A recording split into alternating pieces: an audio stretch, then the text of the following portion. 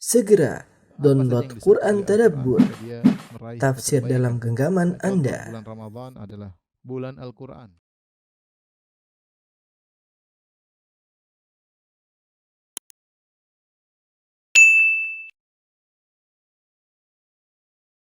Bismillahirrahmanirrahim. Assalamualaikum warahmatullahi wabarakatuh. Alhamdulillahi ala ihsani wa syukru lahu ala taufiqihi wa amtinani. Asyhadu an la ilaha illallah wahdahu la syarika lahu ta'ziman li sya'ni wa asyhadu anna Muhammadan abduhu wa rasuluhu da'ila ridwani. Allahumma salli alaihi wa ala alihi wa ashabihi wa ikhwani. Hadirin dan hadirat, Bapak dan Ibu yang dirahmati Allah Subhanahu wa taala. Pada kesempatan bahagia ini kita akan bahas tentang topik yang tentunya penting bagi kita semua, tentang pembuka dan penutup rezeki. Tidak kita ragukan bahwasanya dalam kehidupan dunia ini kita membutuhkan yang namanya rezeki, dan merupakan sifat manusiawi adalah suka dengan rezeki. Allah Subhanahu wa taala telah menyebutkan dalam Al-Qur'an, wa tuhibbunal mala hubban jamma, dan kalian mencintai harta dengan kecintaan yang tinggi, ya. Sifat manusia seperti itu, ya. Allah juga berfirman, wa innahu lihubbil khairi lasyadid. Sungguhnya manusia itu benar-benar suka dengan al-khair. Khair di sini maksudnya adalah harta. Manusia benar-benar menyukai harta. Dan kemiskinan adalah perkara yang tidak disenangi. Oleh karenanya di antara doa Nabi sallallahu alaihi wasallam, beliau berdoa, Allahumma inna a'udzubika min fitnatil faqr wa min fitnatil ghina. Ya Allah, aku berlindung kepada Engkau dari fitnah kemiskinan dan juga berlindung dari fitnah kekayaan, ya. Karena kefakiran adalah hal yang tidak disukai. Demikian juga Nabi sallallahu alaihi wasallam bersabda, Allahumma inna a'udzubika minal ju' fa innahu bi'sad dhaji'. Ya Allah, aku berlindung kepada Engkau dari kelaparan. Sungguhnya teman tidur yang terburuk adalah kelaparan, ya. Dan di antaranya juga Rasulullah SAW berdoa meminta rezeki setiap subuh. Kata Rasulullah SAW, Allahumma inna as'aluka ilman nafi'an wa rizqan tayyiban wa amalan mutaqabbala. Ya Allah, aku mohon kepada Engkau ilmu yang bermanfaat, rezeki yang baik, dan amal yang diterima. Demikian juga dalam salat kita selalu berdoa, ketika duduk di antara dua sujud kita berdoa, warzuqni, ya Allah berikanlah rezeki kepadaku. Dan Allah menamakan dirinya di antara nama-namanya adalah Ar-Razzaq, Sang Maha Pemberi rezeki. Dari sini kita tahu bahwasanya mencari rezeki adalah hal yang dituntut dalam syariat, ya. Allah Subhanahu wa taala berfirman dalam Al-Qur'an, ya, fa idza qudiyatis salatu fantashiru fil ardi wabtaghu min fadlillah. Jika telah selesai salat Jumat, wahai para lelaki, fantashiru fil ardi, maka bertebarlah kalian di atas muka bumi, wabtaghu min fadlillah, dan carilah karunia Allah, itu cari rezeki. Silakan cari rezeki. Allah juga berfirman, huwallazi ja'ala lakumul arda dhalulan famshu fi manakibiha wa kulu min rizqihi wa ilaihin nusyur. Dan dialah Allah Subhanahu wa taala yang telah menundukkan bumi bagi kalian, famshu fi manakibiha, berjalanlah kalian di penjuru bumi, ya, wa kulu min rizqihi, dan makanlah rezeki yang Allah turunkan bagi kalian, wa ilaihin nusyur, akan tapi kepada Allah tempat kalian kembali. Dan para anbiya mereka juga bekerja, ya, seperti disebutkan Nabi sallallahu alaihi wasallam mengatakan, kana Yahya najjaran, adalah Nabi Yahya adalah najjar, yaitu tukang kayu, beliau bekerja. Demikian juga Nabi Daud alaihissalam dulu tukang besi, ya. Artinya mereka bekerja untuk mencari rezeki karena masing-masing punya kewajiban untuk memenuhi kebutuhan keluarga mereka. Demikian juga para sahabat, mereka juga bekerja di samping mereka menuntut ilmu, mereka juga bekerja di samping mereka berjuang di jalan Allah, mereka juga bekerja. Sampai disebut dalam hadis bagaimana Umar bin Khattab radhiyallahu taala anhu berganti-gantian dengan tetangganya untuk menuntut ilmu. Hari ini Umar yang menuntut ilmu, tetangganya mencari rezeki. Besok gantian, tetangganya yang menuntut ilmu, Umar bin Khattab yang mencari rezeki. Ini suatu hal yang fitrah yang setiap manusia mengetahuinya, bahwasanya rezeki memang hendaknya dicari. Dan kita tidak ragukan juga bahwasanya mudahnya rezeki adalah salah satu dari sebab kebahagiaan jika ditempatkan pada tempat yang pas, ya. Ya, orang kalau punya rezeki, ya mudah bagi dia untuk berbahagia. Dia mau umrah bisa, dia mau haji bisa, dia mau membelikan hadiah buat istrinya bisa, dia membelikan keinginan anak-anaknya bisa tentunya jika dia bisa mengatur harta dengan baik. Makanya dalam hadis Rasulullah SAW mengatakan arba'un minas sa'adah, 4 perkara yang merupakan sebab-sebab kebahagiaan. Al-mar'atu salihah, yang pertama istri yang salehah, yang kedua al-baitul wasi', rumah yang luas, kemudian al-jaru salih, tetangga yang baik, wal markabul hani, dan tunggangan yang baik ya. Artinya Rasulullah SAW sebutkan di sini di antara sebab kebahagiaan di antaranya adalah al-baitul wasi', rumah yang luas ya. Punya rumah yang luas harus punya rezeki agar bisa membeli rumah yang baik, rumah yang besar. Kemudian al-markabul hani, tunggangan, kalau kita sekarang yang mobil kendaraan yang nyaman. Nah, kalau ingin punya kendaraan nyaman tentu kita harus punya rezeki. Ini semua saya sampaikan di awal mukaddimah untuk menegaskan bahwasanya namanya mencari rezeki, cinta dengan rezeki, suka dengan rezeki adalah fitrah manusia, lelaki maupun wanita. Jadi wanita suka memakai perhiasan, suka memiliki barang-barang yang indah, ini semua adalah fitrah manusia. Nah, sekarang bagaimana cara kita untuk mudah mendapatkan rezeki dan apa saja perkara-perkara yang menjadi penghalang seorang untuk meraih rezeki ya. Ikhwan dan akhwat yang dirahmati Allah Subhanahu wa taala, meskipun rezeki sudah ditetapkan kadarnya dan jumlahnya ya bagi seseorang ya, dan kadar tersebut tidak akan berubah sebagaimana dalam hadis ya, ketika seorang masih dijanin kemudian dalam perut ibunya, kata Nabi, fayursalu ilaihi malak, maka dikirimkanlah malaikat kepada janin tersebut, fayanfukha fihi ruh, maka malaikat pun meniupkan ruh kepada janin tersebut. Wa yu'maru bi arba'i kalimat, kemudian malaikat disuruh untuk mencatat 4 perkara, di antaranya bikatbi rizqihi wa ajalihi, bahwasanya ini janin dicatat rizkinya dan juga dicatat ajalnya. Rizki perkaranya sama dengan ajal, sama-sama tercatat tidak akan berubah. Idza jaa ajaluhum la yastakhiruna sa'atan wa la yastaqdimun.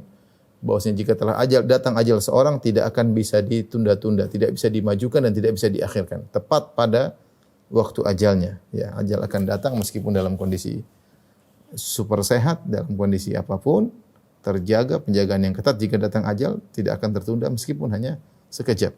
Tiba waktunya dia akan meninggal dunia. Demikian juga rezeki. Kata Nabi sallallahu alaihi wasallam, inna ruhal qudus nafatha ala ru'i. Sungguhnya Jibril alaihissalam memberi wahyu kepada jiwaku dengan berkata, annahu lan tamuta nafsun hatta tastawfiya rizqaha. Bahwasanya tidak ada satu jiwa pun yang akan meninggal ya sampai terpenuhi rezekinya, sampai terpenuhi. Artinya tidak akan berkurang. Kalau dia masih punya rezeki secangkir susu, maka dia tidak akan meninggal kecuali secangkir susu tersebut telah dia minum. Kalau belum dia minum berarti dia belum meninggal dunia. Ya, benar-benar sesuai dengan kadar yang telah Allah berikan. Kemudian Rasulullah SAW mengatakan, fattaqullaha wa ajmilu fit talab. Kalau begitu bertakwalah kepada Allah dan berbuat baiklah dalam mencari rezeki, karena sudah ditentukan da'u ma harum wa khudhu ma halal. Kalau gitu ambillah rezeki yang halal dan tinggalkanlah rezeki yang haram. Meskipun rezeki telah ditentukan sebagaimana ajal telah ditentukan, namun kita semua tidak ada yang tahu kapan ajal kita dan kita tidak tahu kapan berapa kadar rezeki kita. Dan ketika Allah mencatat takdir tersebut, semuanya dengan sebab dan akibat, berlaku hukum sebab akibat. Seperti seorang ajalnya ditentukan, tapi dia orang yang melakukan sebab-sebab kesehatan tentu biasanya umurnya lebih panjang. Dan itu semua sudah ditakdirkan ya. Orang yang mungkin tidak mempedulikan kesehatannya, kemudian makan yang merusak tubuhnya, maka cepat meninggal dunia. Dan ini semua sudah ditetapkan. Sama dengan sebagaimana ajal, demikian juga rezeki. Kita tidak tahu rezeki kita berapa, tapi kita melakukan sebab untuk mendapatkan rezeki. Orang yang dicatat rezekinya sekian, ditakdirkan juga dengan sebab-sebab dia untuk bisa mendapat rezeki tersebut. Oleh karenanya, tugas kita yang Allah perintahkan adalah mencari rezeki yang halal dan menjauhi sumber-sumber rezeki yang haram. Urusan berapanya serahkan kepada Allah Subhanahu wa taala. Yang penting kita berusaha ikhtiar. Karena kita tidak tahu bagaimana takdir kita di yang tercatat di Lauhil Mahfuz. Sebagaimana kita enggak tahu ajal kita tercatat di Lauhil Mahfuz, tapi kita orang yang cerdas, orang yang berakal ngerti, ya kalau untuk bisa berumur panjang ya berusaha untuk sehat, ya. Kita berusaha meskipun itu semua tidak akan merubah ajal kita, tapi Allah mencatat ajal dengan sebab-sebabnya. Sebagaimana Allah mencatat rezeki dengan sebab-sebabnya. Dari sini maka kita akan mencatat misalnya hal-hal yang merupakan pembuka kunci-kunci rezeki, dan juga di sana ada hal-hal yang menghalangi seorang dari rezeki. Tapi mungkin saya catat ya. Pertama kita mulai dengan kunci-kunci rezeki. Kunci-kunci rezeki ya. Banyak ya, kunci-kunci rezeki bisa kita klasifikasi menjadi dua. Pertama adalah sebab-sebab duniawi, yaitu materi. Kemudian sebab-sebab agamis ya, ukhrawi atau agamis ya. Adapun sebab-sebab yang duniawi, ya ini masing-masing berusaha sesuai dengan keahliannya. Nabi sallallahu alaihi wasallam bersabda, antum a'lamu bi umuri dunyakum. Kalian lebih paham tentang urusan apa dunia kalian. Kalian lebih ngerti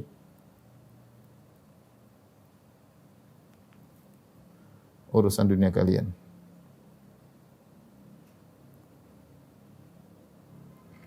Artinya terserah orang mau mencari rezeki dengan pintu-pintu rezeki yang banyak, mau jadi dokter misalnya, ya ini silakan ya, menjadi konsultan misalnya, mau jadi pedagang, bebas-bebas aja ya.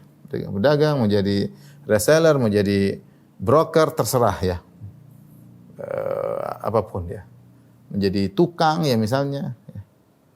Dan lain-lain ini terserah masing-masing diberi insting, diberi keahlian untuk bisa mencari rezeki. Yang penting cari rezeki yang halal ya. Sebagaimana hewan-hewan diberi insting oleh Allah Subhanahu wa taala untuk mencari rezeki. Lihatlah bagaimana burung yang berterbangan di pagi hari ke tempat yang jauh, mereka mencari rezeki, dikasih feeling, dikasih insting untuk bisa mencari rezeki. Kata Allah Subhanahu wa taala, "Wa ka'ayyim min dabbatin la tahmilu rizqaha, Allahu yarzuquha wa iyyakum." Betapa banyak binatang melata yang secara akal dia tidak mampu untuk mengatur rezekinya. Allahu yarzuquha, tapi Allah kasih rezeki. Wa iyyakum, demikian juga kalian akan diberi rezeki oleh Allah Subhanahu wa taala. Binatang-binatang tersebut yang mungkin tidak punya akal seperti manusia, tapi mereka diberi insting, diberi rezeki oleh Allah Subhanahu wa taala, diatur ekosistem mereka oleh Allah Subhanahu wa taala sehingga mereka bisa mempertahankan hidup, dan ini disebut dengan sebab-sebab duniawi. Untuk urusan ini maka masing-masing silakan berusaha. Berdagang, menjadi konsultan, menjadi broker, menjadi apapun, mau jual online, mau jual offline, terserah ya. Ini kembali masing-masing. Nah, yang kita akan ingin bahas di sini adalah sebab-sebab ukhrawi, yaitu yang terkait dengan ketakwaan. Yang terkait dengan ketakwaan. Apa sih hal-hal yang bisa mendatangkan rezeki dengan sebab ketakwaan? Secara umum banyak ya. Ada sebab utama ya. Sebab utama yang pertama adalah takwa, bertakwa. Allah Subhanahu wa taala berfirman dalam surat At-Talaq, "Wa may yattaqillaha yaj'al lahu makhraja wa yarzuquhu min haitsu la yahtasib." Ya. Wa man yattaqillah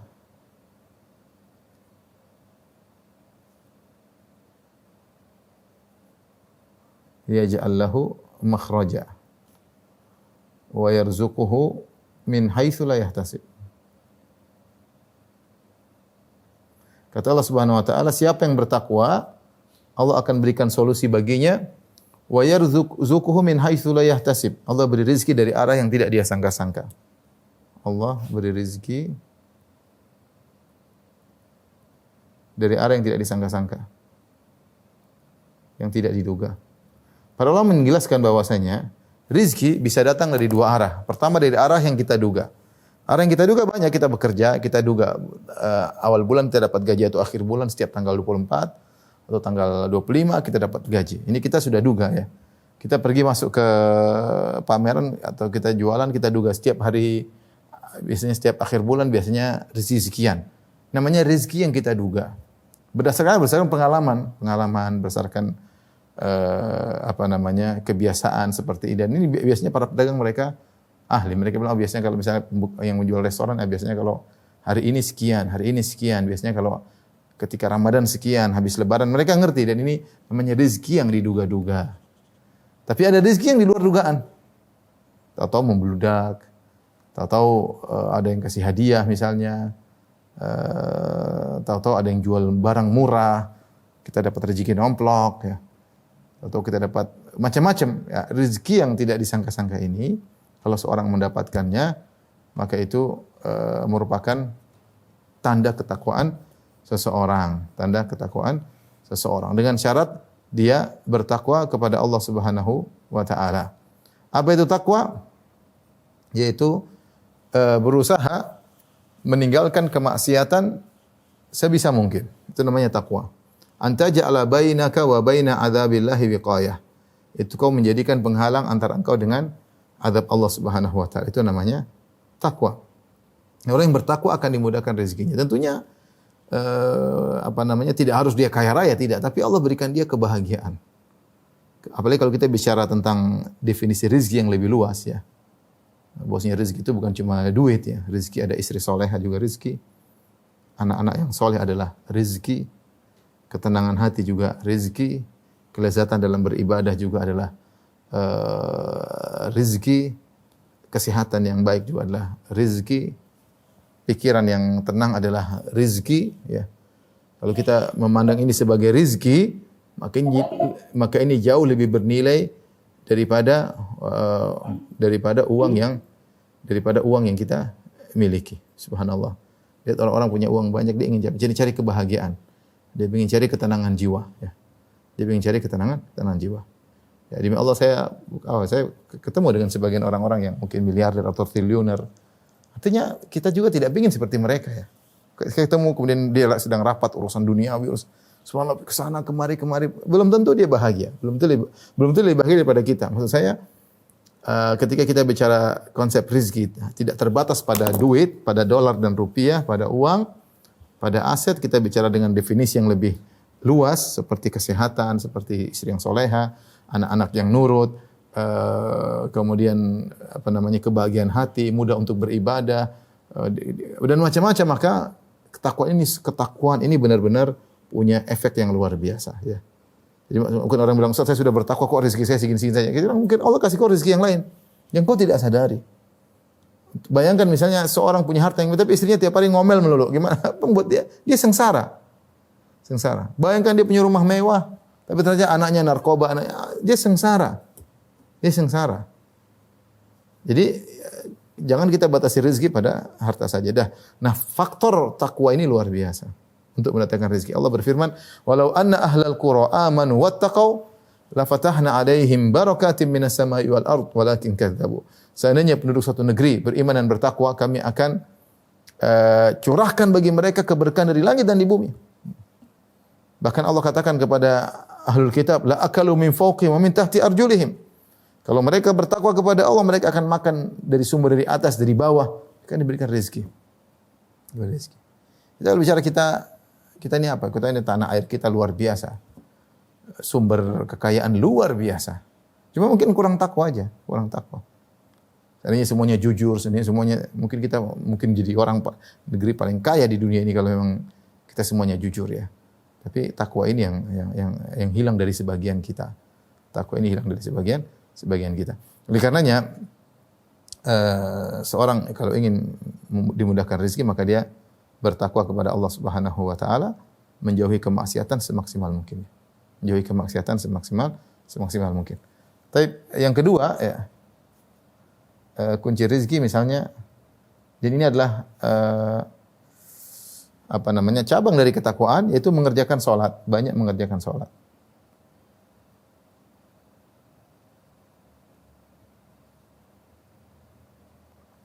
Dalam Al-Qur'an dalam surat Thaha 132 di akhir surat Thaha kata Allah Subhanahu 132 ya. Kata Allah Subhanahu wa taala, "Wa'mur ahlaka bis-salati wastabir 'alaiha la nas'aluka rizqan nahnu narzuquk." Perintahkanlah keluargamu untuk salat. Wastabir 'alaiha, dan bersabarlah untuk salat. La nas'aluka rizqan, kami tidak minta rezeki kepadamu. Nahnu narzuquk, justru kami yang beri rezeki kepadamu. Wal aqibatu littaqwa, dan kesudahan yang baik bagi orang yang bertakwa. Jadi ini ayat menunjukkan bahwasanya mengerjakan salat dan menyuruh anak istri salat sebab rezeki. Banyak mengerjakan salat dan menyuruh keluarga salat. Ya, keluarga salat. Anak ditelepon gimana, sudah salat belum? Istri ditanya sudah salat belum? Dan sabar dalam menyuruh mereka. Ya, karena Allah mengatakan perintahkanlah wa'mur ahlaka bis salat, perintahkan keluargamu untuk salat. Ya, wastabir 'alaiha, dan bersabarlah untuk salat, sabar untuk menyuruh mereka salat dan kamu juga bersabar untuk salat. Kemudian kata Allah, la nas'aluka rizqan, kami tidak minta kau rezeki. Artinya jangan sampai kau sibuk cari rezeki sehingga kau lupa salat. Jangan sampai kau sibuk cari rezeki kau lupa untuk menyuruh anak istrimu salat. Nahnu narzuquk, justru kami yang kasih kau rezeki. Sudah tenang aja. Kau cari rezeki sebagaimana biasanya, sempatkan waktu untuk nelpon anak, nelpon istri, tanya mereka sudah salat atau belum. Pastikan mereka salat. Nah, itu cara Allah memberikan rezeki, mudah memberi rezeki pada seseorang dengan rajin salat dan menyuruh orang untuk salat. Kemudian di antaranya sebab rezeki seperti beristighfar. Ya. Beristighfar sebagaimana dalam surat Nuh ayat 10 sampai 12 ya. Kata Nabi Nuh alaihi salam, "Faqultu astaghfiru rabbakum." Nabi Nuh berkata kepada kaumnya, aku berkata kepada mereka, "Istaghfiru rabbakum," beristighfarlah kepada Rabb kalian. "Innahu kana ghaffara," sungguhnya Allah itu Maha Pengampun.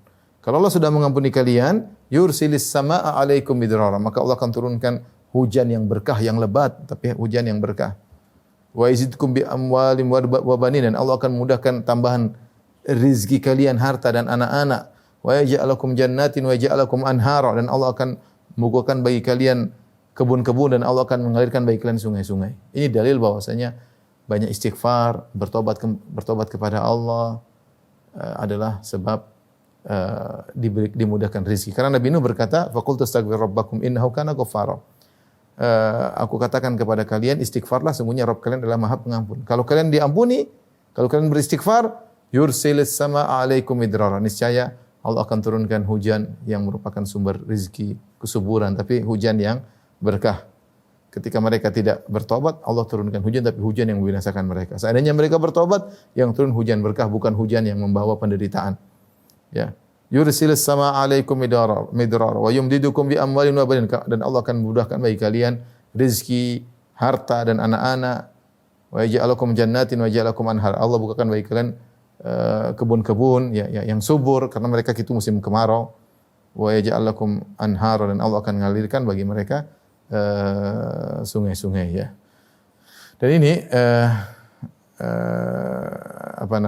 dalil bahwasanya banyak istighfar memudahkan seorang untuk mendapatkan rezeki. Kalau kita rezeki lagi seret, susah, kita istighfar aja. Astagfirullah, astagfirullah, astagfirullah, karena tidak ada suatu musibah yang menimpa kita kecuali akibat dosa-dosa yang kita lakukan. Yang keempat disebut oleh para ulama adalah menjamin silaturahmi, dan ini adalah efeknya luar biasa. Menjalin silaturahmi. Silakan dicoba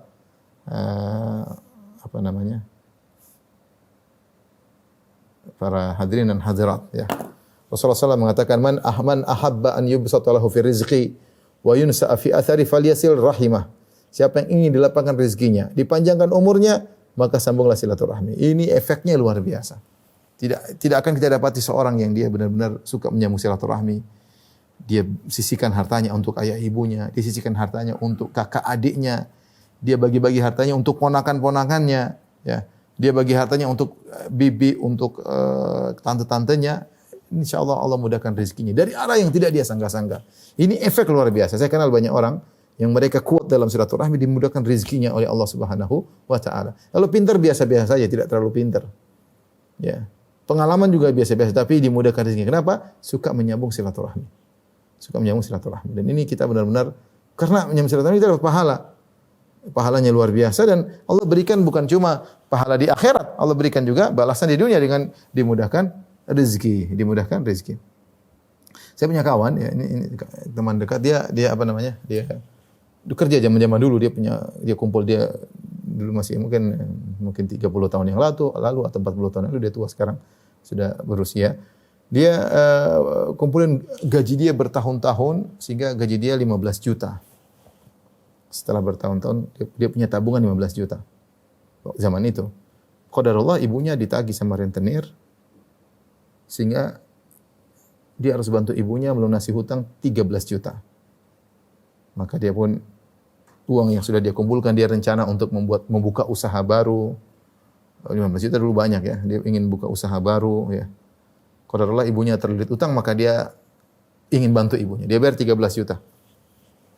Setelah dibayar rentenir tersebut, maka dia tanya sama ibunya, "Bu, masih punya utang lagi enggak? Coba ibu cek lagi." Ibunya cek. Ternyata masih 2 juta lagi belum dibayar. Maka dia tambah lagi ibunya 2 juta, maka habislah tabungannya. Total habis.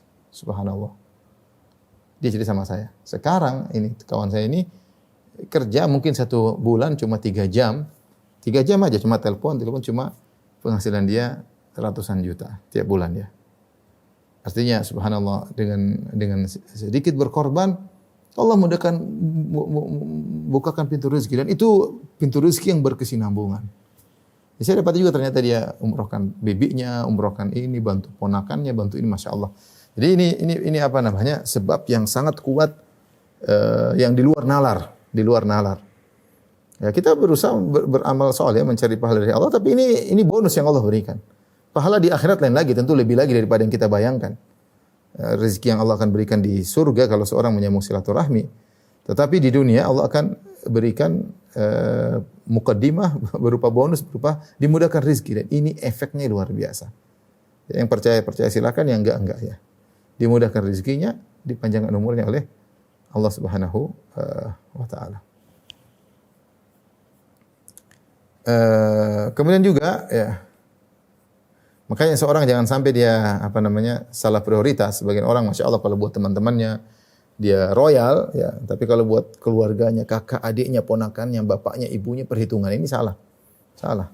Silaturahmi lebih utama daripada menyambung persaudaraan sesama teman, karena kalau sesama teman ini bukan silaturahmi, sekedar menambah tali ukhuwah persaudaraan. Tapi kalau rahim itu adalah orang-orang spesial, yaitu ayah kita, ibu kita, nenek kita, tante kita, bibi kita, kakak kita, adik kita, ponakan kita. Ini ring satu yang harus kita perhatikan.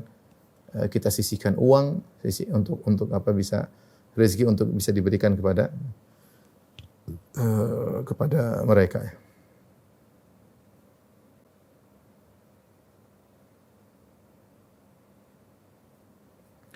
Kemudian di antara sebab rezeki adalah bertawakal. Baik, kita di sini. Kuat tawakal. Nabi SAW bersabda, "Lau annakum tatawakkaluna 'ala Allahi haqqa tawakkulih, la razaqakum kama yarzuqut tayr. Taghdu khimasan wa taruhu bitana." Seandainya kalian bertawakal kepada Allah dengan bertawakal yang sungguhnya, ya, maka Allah akan berikan kalian rezeki sebagaimana Allah berikan rezeki kepada burung. Burung terbang di pagi hari dalam perut kosong, kondisi perut kosong, balik dalam kondisi sudah perut kenyang dan dia juga bawa makanan buat anak-anaknya. Ini di antara dalil bahwasanya seorang kalau ingin dapat rezeki tawakalnya harus tinggi. Bukan sekedar tawakal tanpa usaha. Burung usaha atau tidak? Burung berusaha, burung terbang di pagi hari, cari tempat-tempat yang dia feeling di situ ada rezeki. Kemudian setelah itu dia kenyang, bukan cuma dia bawa makan untuk anak-anaknya. Artinya dia berusaha. Maka seorang berusaha bertawakal kepada Allah. Sampai dalam satu hadis Rasulullah SAW mengatakan, "Yadkhulul jannah min ummati aqwamun afidatum ka afidatit tayr." Akan masuk surga satu kaum yang hati mereka seperti hati burung. Di antara tafsiran para ulama, tentang hati burung bahwasanya tawakalnya tinggi. Ya, tawakalnya tinggi. Burung kalau dilihat secara akal ya kurang ya. Ya burung ya, bisa dijebak, bisa dia akal tidak seperti manusia. Tapi dia punya tawakal bahwasanya Allah Maha Pemberi rezeki sehingga dia pulang dia pergi, dia pulang dapat rezeki. Nah, kita yang diberi akal ya, tinggal kita tambah tawakal kita. Jadi Ibnu Rajab Al-Hambali rahimahullah punya perkataan yang indah, saya bacakan. Wa hadzal hadits aslun fit tawakkul wa annahu min a'dhamil asbabil lati yustajlabu biha.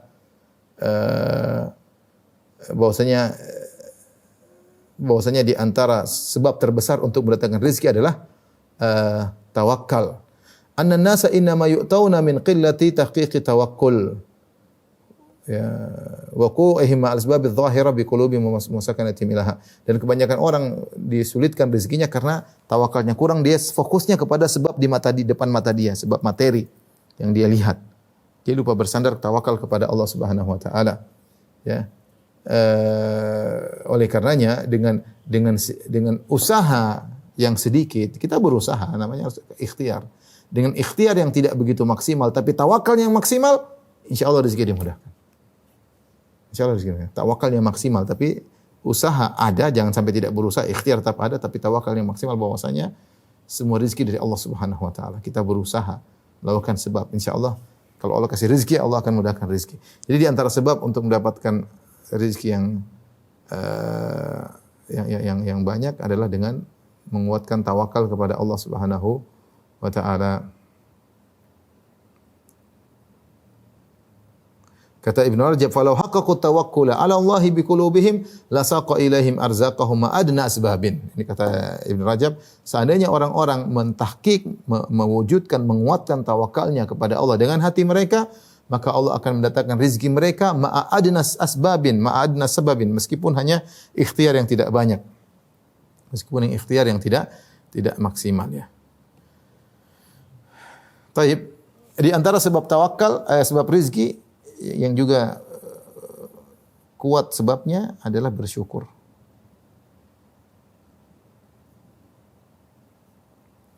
Bersyukur ini sebenarnya ada beberapa hal. Di antaranya masalah hati, itu kita merasa alhamdulillah. Kita muji Allah, alhamdulillah. Dan Allah telah mengatakan, wa iz ta'adzana rabbukum la in syakartum la azidannakum. Dan Tuhanmu telah memberi pengumuman, yaitu Allah beri pengumuman, pemberitahuan. La in syakartum, kalau kalian bersyukur, la azidannakum, maka sungguh aku akan menambah bagi kalian. Tinggal kita bersyukur, dan syukur itu bukan cuma pengakuan yang diucapkan. Kita bersyukur tapi hati tidak bersyukur, hati tidak puas, merasa apa yang Allah berikan itu kurang, merendahkan karunia Allah Subhanahu wa taala. Di antara hal yang bantu kita untuk bersyukur, kita lihat orang yang lebih susah daripada kita. Kata Nabi sallallahu alaihi wasallam, "Unzuru ila man asfala minkum wa la tanzuru ila man fawqakum, fa innahu ajdaru alla tazdaru ni'matallahi alaikum." Ya. Janganlah lihat ke atas, lihat ke bawah. Kalau lihat ke bawah, kalian tidak akan meremehkan nikmat yang Allah berikan kepada kalian. Jelas, bersyukur Allah beri tambahan. Ya. Sering memuji Allah, alhamdulillah, diberi rezeki, alhamdulillah, alhamdulillah. Maka Allah akan berikan tambahan sedikit demi sedikit. Terus sampai kita mendapatkan rezeki yang berkah, yang memang pas bagi kita untuk menjaga ketakwaan kita. Allah mungkin tidak beri rezeki banyak-banyak, khawatir kalau banyak seorang lupa diri. Tapi di antara pintu rezeki adalah bersyukur. Bersyukur kepada Allah. Ajarkan istri kita untuk pandai bersyukur. Ya. Ajarkan anak-anak kita untuk pandai bersyukur. Di kita pun harus banyak bersyukur. Di antaranya haji dan umrah.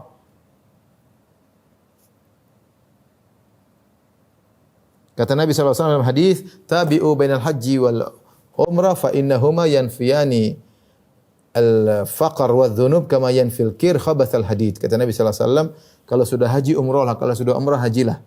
Ini bagi yang diberi kelapangan, yang diberi kemudahan. Ya, sering haji, sering umrah. Bukan berarti tiap bulan, tapi maksudnya ada rezeki kita 2 tahun sekali, kayak setahun sekali, kayak kalau memang ada rezeki, daripada buat jalan-jalan sana kemari tidak ada faedahnya, kurang, hanya tambah maksiat, mending kita gunakan untuk umrah. Kata Nabi sallallahu alaihi wasallam, fa innahuma, sungguhnya haji dan umrah itu yanfiyanil faqr wa dzunub, akan mengkikis dosa-dosa dan kemiskinan. Kama yanfil kir khabathal hadid, sebagaimana alat pandi besi menghilangkan karatan. Ya, jadi seorang akan terjaga rezekinya dengan dia berumrah dan berhaji. Karena haji dan umrah menjaga dia jangan sampai terkena kefakiran sebagaimana Nabi sallallahu alaihi wasallam sebutkan. Makanya para sahabat dahulu mereka selalu haji karena dulu mudah untuk bisa berhaji. Mereka juga selalu semangat untuk umrah. Kemudian di antara yang lain juga, yang ketujuh adalah sedekah. Kata Nabi SAW, mana qasat sadaqatun min mal. Sedekah tidak akan mengurangi harta. Ini juga butuh keimanan. Kata Nabi, mana qasat sadaqatun min mal. Sedekah tidak akan mengurangi harta. Artinya kalau kita punya uang 1 juta, kita sedekahkan 100.000, nominalnya tentu berubah jadi 900.000. Tapi Nabi bilang tidak akan mengurangi. Artinya jangan kalau 900.000-nya, dia akan kembali lagi atau lebih. Nanti sudah lihat orang yang rajin sedekah, pasti rezekinya dimudahkan. Yang penting dia sedekah dengan benar, dengan tulus, dengan ikhlas ya. Bahkan yang menakjubkan ya, saya punya teman-teman yang juga punya teman-teman non muslim, mereka juga meyakini akan hal ini ya. Karena hukum alam yang berlaku ya. Allah sudah buat hukum alam seperti itu. Tapi ada misalnya saya teman kerja dengan orang kafir, orang non muslim, dia bilang, ini ambil duit kasih anak yatim di sekolah, ini buat musolamu, ini buat masjidmu. Subhanallah. Kenapa dia meyakini rezeki dia terjaga dengan hal seperti itu? Banyak bersedekah, ya, banyak bersedekah. Ya. Jadi ini adalah sebab yang sangat luar biasa. Nabi mengatakan, mana qasat sadaqatun mal, sedekah tidak akan mengurangi harta. Yang bilang Nabi, banyak kamu yang 1 juta, kamu sedekah 900.000 akan kembali jadi 1 juta atau bahkan lebih. Bagaimana caranya? Itu urusan Tuhan, bukan urusan kamu. Di luar nalar kamu, pokoknya itu urusan Tuhan. Di luar urusan, di luar kemampuanmu, di luar nalar kamu. Tinggal kita yang penting mau bersedekah atau tidak. Karena sedekah tidak mengurangi pahala, tidak mengurangi rezeki, bahkan menambah rezeki. Dan Allah telah berkata, ya bani Adam, anfiq unfiq alaik. Wahai anak Adam, berinfaklah, aku akan berinfak padamu. Wa ma anfaqtum min khairin fahuwa yukhlifuh wa huwa khairur raziqin. Apapun yang kalian keluarkan, maka akan diganti. Dan Allah sebaik-baik pengganti, dan Dia sebaik-baik pemberi rezeki. Allah akan ganti. Allah sudah janji. Ma anfaqtum min syai'in fahuwa yukhlifuh. Wa ma anfaqtum min syai'in fahuwa yukhlifuh wa huwa khairur raziqin, dalam surat Saba ayat 39. Jadi sedekah ini luar biasa. Lihatlah Abdurrahman bin Auf. Semakin dia bersedekah, semakin banyak hartanya. Tidak bisa habis. Bersedekah tambah banyak, bersedekah tambah banyak. Karena sedekah itu menambah rezeki. Lihat Abu Bakar radhiyallahu anhu menyedekahkan seluruh hartanya. Apa jadi miskin? Tidak, dia kaya lagi. Dia sedekah lagi seluruh hartanya. Apa jadi miskin? Tidak, dia kaya lagi. Ya, luar biasa. Utsman bin Affan pun demikian ya. Kemudian di antaranya bagi yang para jomblo, jangan lupa untuk menikah ya. Kata Allah Subhanahu wa taala, "Wa ankihul ayyama minkum was-solihin min ibadikum wa imaikum iyakunu fuqara yughnihimullahu min fadli." Nikahkanlah orang-orang yang jomblo di antara kalian yang belum punya istri, yang belum punya suami, nikahkanlah. Demikian juga zaman dulu budak-budak kalian yang pantas untuk nikah, nikahkanlah. Iyakunu fuqara, kalau mereka tidak mampu, yughnihimullahu min fadli, maka Allah akan memberi karunia kepada mereka. Dan dalam hadis kata Nabi SAW, salah satu hakun ala Allahi aunuhum, 3 orang yang Allah pasti bantu mereka, di antaranya an-nakih yuridul afaf, seorang yang menikah yang dia ingin menjaga kehormatannya. Kita enggak usah bicara jauh, kita saja ya. Dulu kita sebelum menikah masih bujangan kayak apa? Dulu mungkin miskin, kurus, enggak punya apa-apa, motor mungkin juga enggak punya. Sekarang alhamdulillah punya rumah, punya mobil, punya, alhamdulillah ya. Karena kita punya istri, punya anak, Allah tambah rezeki. Allah tambah rezeki. Dan ini insyaallah semuanya sudah enggak ada yang jomblo, tapi sekedar wawasan dia. Mungkin kalau anak kita mungkin mau nikah, mungkin takut ini, jangan ragu. Ini kamu sudah bisa sewa rumah, sudah bisa punya motor, nikah bismillah. Nanti rezeki Allah yang datangkan. Allah yang datangkan. Kemudian di antaranya adalah berdoa. Ini tentu sebab yang paling utama, berdoa kepada Allah. Ini nomor 10 ya.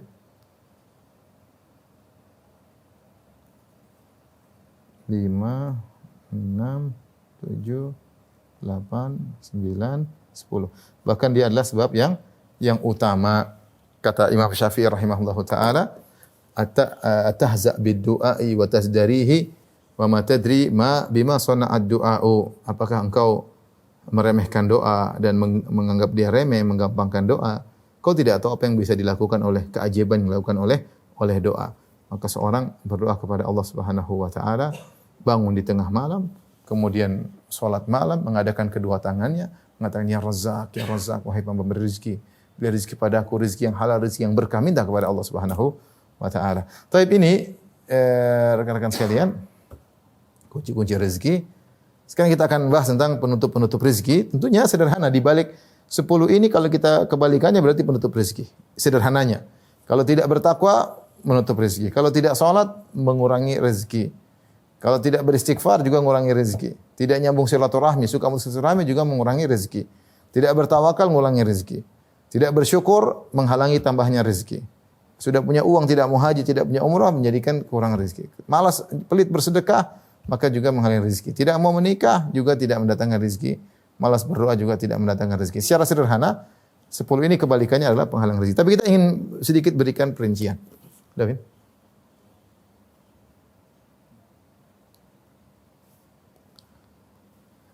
Penghalang-penghalang rezeki.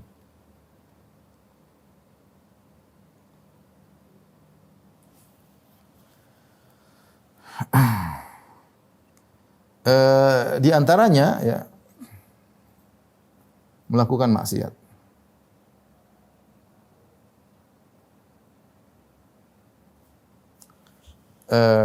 Melakukan maksiat ya.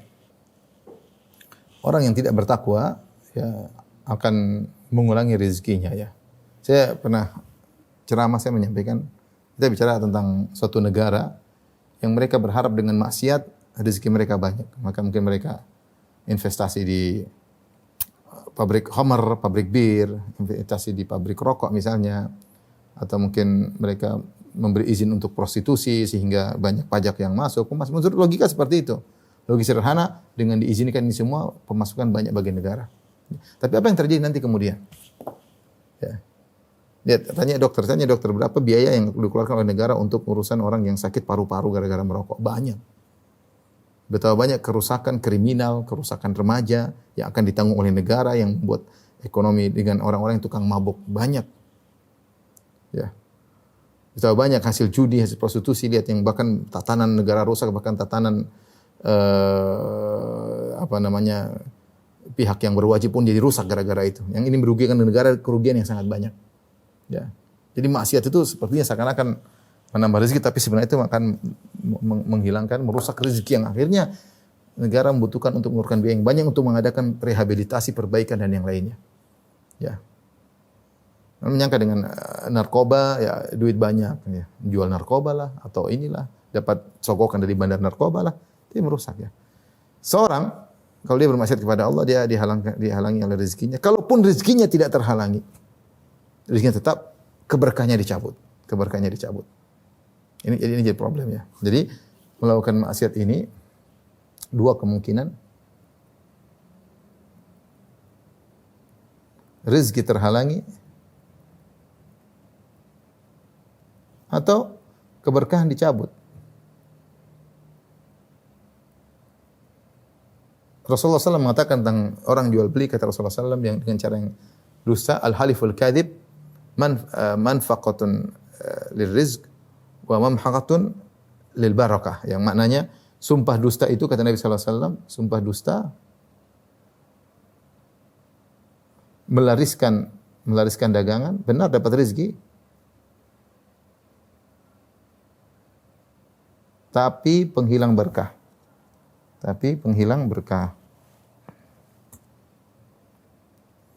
Kita terpedaya dengan jumlah nominal yang banyak, tapi nggak ada berkahnya. Bahagia nggak ada, istri selingkuh, suami selingkuh, anak-anak narkoba. Oleh karenanya seorang ketika terhalangi rezeki bisa jadi karena dosa. Dalam satu hadis riwayat Ahmad tapi diperselisihkan ulama tentang kesahihannya, kata Rasulullah SAW, inna rajula la yuhramur rizq min adz-dzambi yusibuhu. Seorang benar-benar terhalangi dari rezeki akibat maksiat yang dia lakukan ya. Ini yang pertama, maksiat menghalangi rezeki atau menghilangkan keberkahan. Jangan terpedaya dengan nominal yang banyak, aset yang banyak. Kalau tidak ada keberkahan sama saja rezeki tersebut malah menipu, malah menyiksa karena keberkahannya tidak ada. Kata Nabi sallallahu alaihi wasallam dalam hadis, wa in kadzaba wa katama muhiqat barakatu bai'ihima. Kalau mereka berdua pelaku akad transaksi ternyata menyembunyikan aib barang, berdosa maka akan dicabut keberkahannya. Yang kedua, di antaranya penghalang rezeki adalah pelit. Ya. Pelit gara-gara takut miskin. Ini adalah bisikan setan. asyaitanu ya'idukumul faqra wa ya'murukum bil fahsya. Wallahu ya'idukum maghfiratan minhu wa fadla. Kata Allah Subhanahu wa taala mencela orang yang pelit, syaitan menakut-nakuti seorang untuk bersedekah ya karena takut nanti kamu miskin, nanti anak-anak enggak bisa biaya anak-anak masih karena butuh duit banyak harus gitu terus dibisik sehingga dia takut dengan masa depan anaknya, takut dengan akhirnya dia nabung enggak pernah sedekah. Bahkan tidak pernah bantu ibunya, tidak pernah bantu bapaknya, tidak teman-temannya, tidak pernah bantu saudaranya. Pelit ya. Orang yang pelit itu terhalang rezeki darinya. Makanya kata Allah, wallahu ya'idukum maghfiratan minhu wa fadla. Orang yang bersedekah Allah berikan ampunan, Allah berikan karunia, tambahan bagi orang yang bersedekah. Dalam hadis juga Rasulullah SAW menyebutkan bahwasanya tidaklah di pagi hari ya illa wa malakani yanzilan, kecuali dua malaikat yang turun ya. Yang satu berdoa, Allahumma ati munfiqan khalafan. Malaikat satu berdoa, ya Allah berikanlah orang yang bersedekah gantinya, ya tambah rezekinya. Wa ati munfiqan wa ati mumsikan talafan. Dan ya Allah berikanlah kerusakan bagi orang yang pelit. Doanya malaikat ya. Makanya orang yang pelit menghalangi dia dari tambahan rezeki. Kalau tidak tadi berkahnya menjadi hilang ya. Di antara juga misalnya tidak mau bayar zakat. Tidak mau atau menunda-nunda bayar zakat.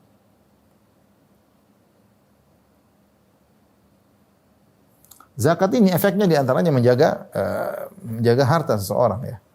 Menjaga harta seseorang. Ini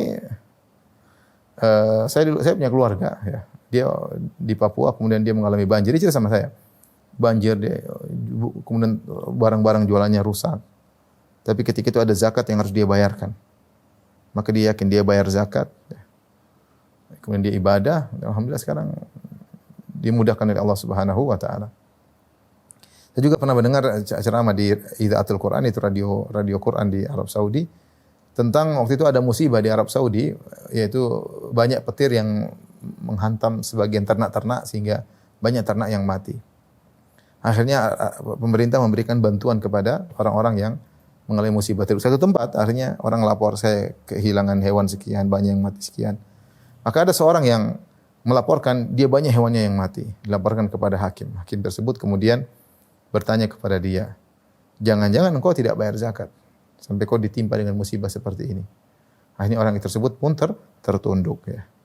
Seorang kalau tidak bayar zakat dia terpedaya, bisa jadi suatu saat akan dihancurkan ekonominya ketika mungkin di puncak-puncaknya. Oleh karenanya seorang jangan lupa untuk bayar zakat. Dengan bayar zakat Allah akan berikan tambahan harta ya.